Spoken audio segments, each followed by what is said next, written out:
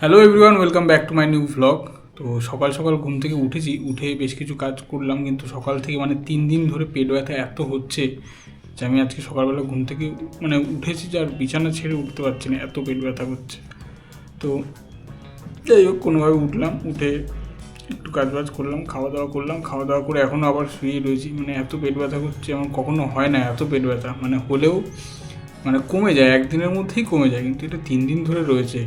সেই বুধবার থেকে, বুধ বৃহস্পতি আজকে শুক্র, 3 দিন ধরে পেট ব্যথা রয়েছে। ওষুধ খেলাম, কমছে আবার হচ্ছে, আর যখন হচ্ছে এরকম কামড়াচ্ছে পুরো, কী আর বলবো, পারা যাচ্ছে না।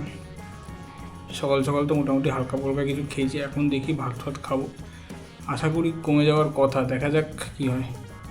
ইয়েও যে ক্লিয়ার, স্টুলও যে ক্লিয়ার হচ্ছে না তা নয়, ওটাও একদম ক্লিয়ার, কোনো প্রবলেম হচ্ছে না। তো দেখা যাক কী হয়। এখন আমি বসে আছি, বসে একটুখানি বসেছিলাম না, শুয়েছিলাম, এখন বসলাম আর কি। আর এখন একটু এডিট করে আবার ভিডিওগুলো ছাড়তে হবে। তো দুপুরবেলা মোটামুটি খাওয়া দাওয়া করে এখন আপাতত আমি ভিডিও এডিট করছি, আর এদিকে ভাই আঁকতে বসেছে। এই যে কী বলছিলি?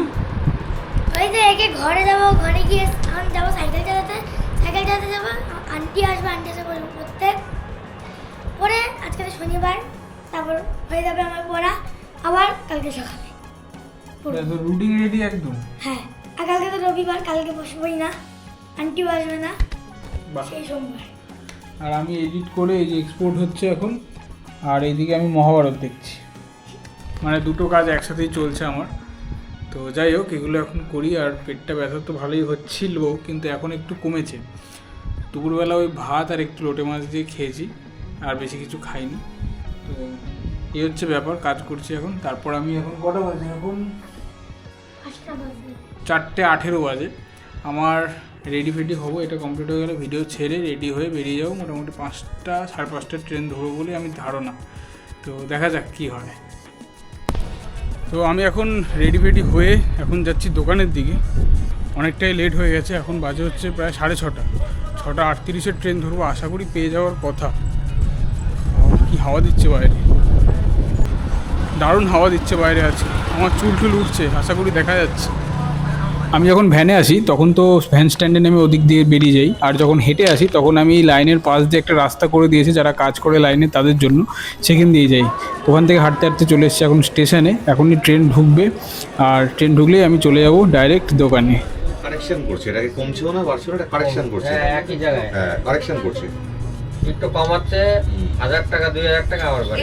এইটা দেখো, এটা দেখেও না, এই কানে করবে। সত্যিই তাই, সোনার দামটা যে এমন হচ্ছে বোঝা মুশকিল হয়ে যাচ্ছে মানুষের পক্ষে। কিনবে না বেচবে, কনফিউজড হয়ে যাচ্ছে মানুষ, যে আরও কি কমতে পারে, আরও কি বাড়তে পারে। কারণ যুদ্ধ রয়েছে, যুদ্ধের সময় সোনার দামটা কম বেশি হচ্ছেই। আর যে খুব কম বেশি হচ্ছে তাও নয়, একটুখানি সামান্য 200 টাকা কমছে, 400 টাকা বাড়ছে, 400 টাকা কমছে, 200 টাকা বাড়ছে, এই হচ্ছে আর কি। কম হলে সেটা ঠিক আছে। চলো বিলটা নিয়ে চলো, এই হচ্ছে ব্রাহ্মণ, আমাদের দোকানে ডেলি পুজো করতে আসে, খুব ভালো মানুষ, উড়িয়া এনি। কালকে শুধু একবার বলেছিলাম যে সোনার দামটা কমবে, ব্যাস আজকে তো সেই জন্য পুরো ভিড় জমে গেছে দোকানে, বসার টাইম হচ্ছে না, এরকম ব্যাপার। তো যাই হোক, এখন দোকান থেকে বেরোবো, বেরিয়ে বাড়ির দিকে যাবো। তো টাটা, আজকের মতন এই পর্যন্তই, বাই।